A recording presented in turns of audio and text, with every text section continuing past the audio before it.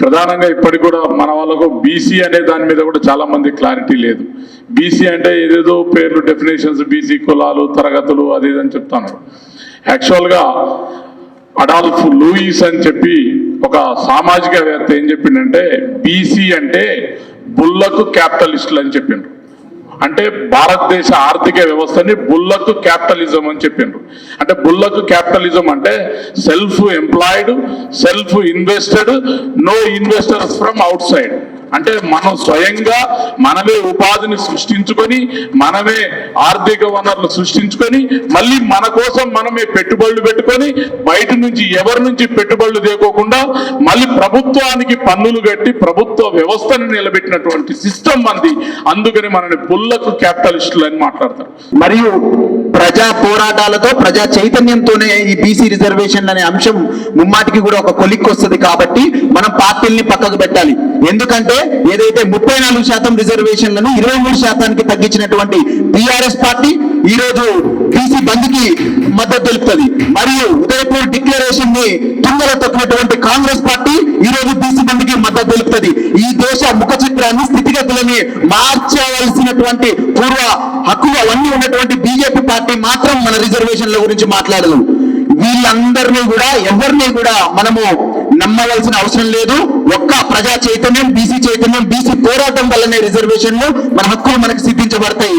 మరియు ఏ రోజైతే ఒక రోజు ఢిల్లీ నడివీధుల్లో బీసీల పాదాల చేత కవాతు చేయించబడి, మరియు పార్లమెంట్ లో ప్రకంపనలు పుట్టించబడి, మరియు ఈ దేశ అగ్రగణ్యులుగా ఉండి మనకంటే 10 జనరేషన్లు ముందున్నటువంటి అగ్రగణ్యుల అగ్ర రాజ్యాలు ఢిల్లీలో ఉన్నటువంటి వాళ్ళ కోటలకి బీటలు వారేటట్టు మన పోరాటం ఏ రోజైతే మనం చేయగలుగుతామో ఆ రోజు మాత్రమే మన హక్కులు మనకు సిద్ధించబడతాయి.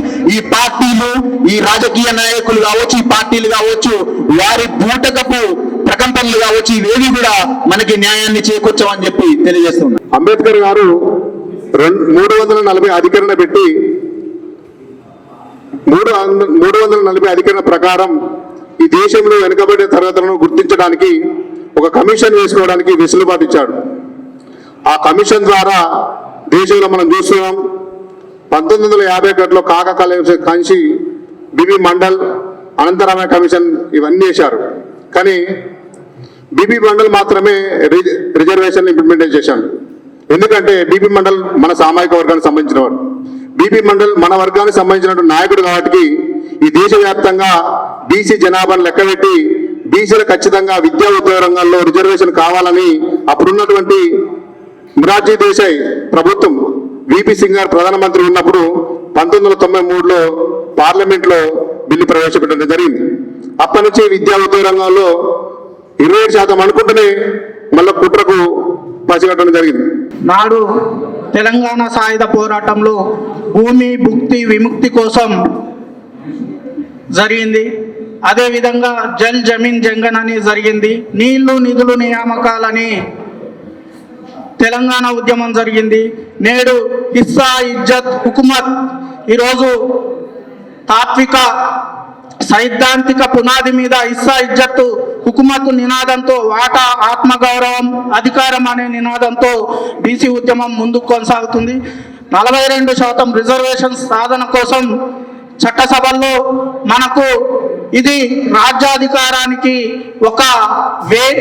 కాబట్టి ఈ మార్గాన్ని మనం పట్టుకొని రాజ్యాధికారాన్ని ఎట్లా అధిరోహించాలనే ముందుకు కొనసాగాలని, అదేవిధంగా తెలంగాణ ఉద్యమం మనకెన్నో పాఠాలను, గుణపాఠాలను నేర్పింది.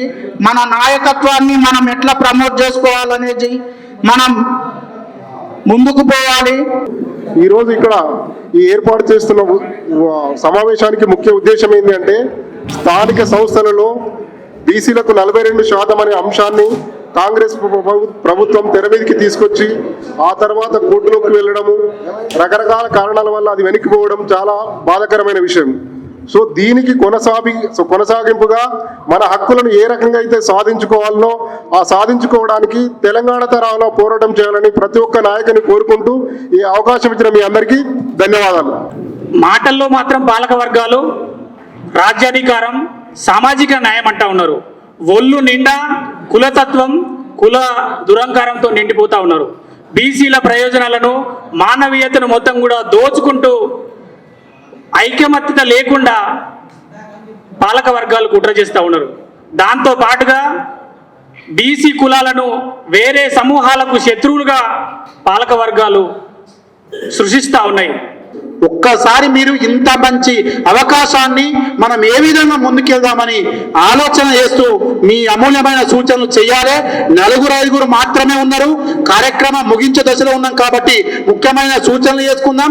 అందరం కలిసి ఒక్కసారి ఆస్కారే ముందు ఒక్కసారి మనం మరొకసారి అభివాదం చేసి రాష్ట్రానికి రాబోయే రోజుల్లో ఉస్మానియా యూనివర్సిటీ కేంద్ర బిందువు అవుతుంది ఉద్యమాలకు అని చెప్పి దిక్సూచి అయ్యే విధంగా మనం ముందుకెళ్దామని ఆలోచిస్తారని గుర్తు చేస్తా ఉన్నాం. ఈ బీసీ రిజర్వేషన్లకు సంబంధించినటువంటి కార్యాచరణ ఓయూ నుంచి ప్రారంభమైనందుకు పూర్తి విశ్వాస నమ్మకం కూడా ఈ సందర్భంగా కలుగుతూ ఉంది. అయితే సబ్జెక్టు అందరికీ తెలిసిన విషయమే. రేపు బంద్ను 18వ తారీఖున బంద్ను ఏ రకంగా విజయవంతం చేయాలనే దాని మీద అందరం కూడా దృష్టి పెట్టాల్సినటువంటి అవసరం ఉన్నది. అంటే శాంతియుతంగా ఇంతగా మన జంపాల రాజేష్ అన్న చెప్పినట్టు శాంతియుతంగా ఎక్కడ కూడా బస్సులను పలగొట్టకుండా, ఎక్కడ కూడా ఎలాంటి చట్టాన్ని అతిక్రమించే పనులకు పోకుండా శాంతియుతంగా మనం బంద్లో పాల్గొని మనము 2.5 కోట్ల బీసీల యొక్క ఐక్యతను ఈ సందర్భంగా చాటాల్సినటువంటి అవసరం ఎంతైనా ఉంది. కాబట్టి ఉద్యమకారుల జేఏసీ తరపున ఈరోజు మేము ప్రతిరోజు ఆర్ కృష్ణన్న గారి వెంట ఉంటూ ఈ రిజర్వేషన్లకు సంబంధించినటువంటి ఉద్యమంలో ప్రతిరోజు కూడా భాగస్వాములు అవుతా ఉన్నాం. ఆర్ కృష్ణన్న గారు కూడా ఒక జేఏసీని ఏర్పాటు చేయడం జరిగింది. అన్ని రాజకీయ పార్టీలు కూడా ఈరోజు మద్దతు ప్రకటించడం చాలా అభినందనీయంగా ఈ సందర్భంగా తెలియజేసుకుంటూ, కాంగ్రెస్ పార్టీ తీసుకొచ్చినటువంటి 42% రిజర్వేషన్ అది మోసం చేయాలను లేకపోతే బీసీలను వంచాలో అనేటువంటి ప్రయత్నంతో వచ్చినటువంటిది కాదు. ఎందుకంటే ఈ నిర్ణయం అనేటువంటిది వినండి బ్రదర్, ఈ నిర్ణయం అనేటువంటిది దేశవ్యాప్తంగా కాంగ్రెస్ పార్టీ తీసుకొచ్చినటువంటిది.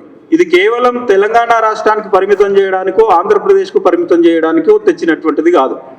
కాబట్టి దీంట్లో రేవంత్ రెడ్డి పాత్రను లేదా కాంగ్రెస్ పాత్రను ఉండకపోవచ్చు అని నేను అనుకుంటున్నాను. 42% రిజర్వేషన్ల అంశం మీద వీళ్ళందరం కూడా సరే పాత కొత్త మనందరం కలిసి ఒక దగ్గర కూర్చున్నాం, సంతోషం. అయితే బీసీల ఐక్యత ఉసిరిగా మూట లాంటిది అన్నాడు ఓ ముఖ్యమంత్రి, పోయిన ముఖ్యమంత్రి.